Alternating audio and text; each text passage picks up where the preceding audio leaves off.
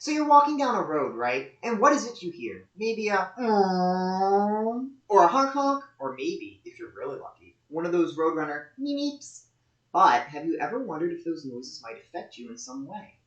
Research has shown that these loud, associated urban noises, ranging from cars or trains to airplanes, have negative effects on human health and even our cognition, which is our ability to perceive and make decisions in our environments.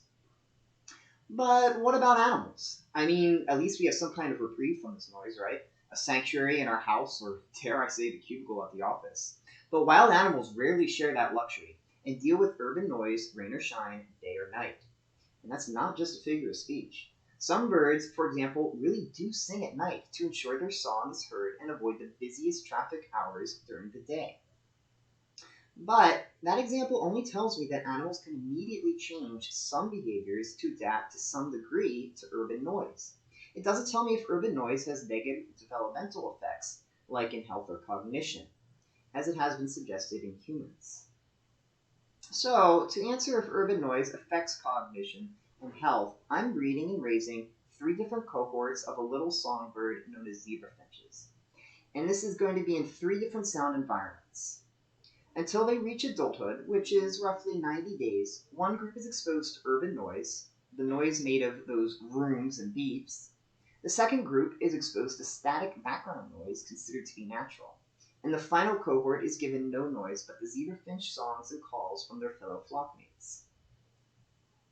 During this time, I'll also take a few different measurements, like body size and beak coloration, as these are good ways to track their growth and health. After they become adults, each zebra finch must complete 4 different tasks that measure different aspects of their cognition, such as spatial memory and associative learning. All in all, we expect that birds that grew up in the static and no noise groups will do better on these cognition tests and be more healthy than the group exposed to urban noise. And if my prediction holds true, this will actually be the first project to show that urban noise plays a role in cognitive development. So let's go back to walking in that city, shall we? You see many birds, don't you? But what about how many species you see? Yes, you see a lot of pigeons, a crow, if nature's feeling zesty. Now go into nature and think of how many different species of birds you see. A lot more. Birds are in significant decline, in large part because of urbanization.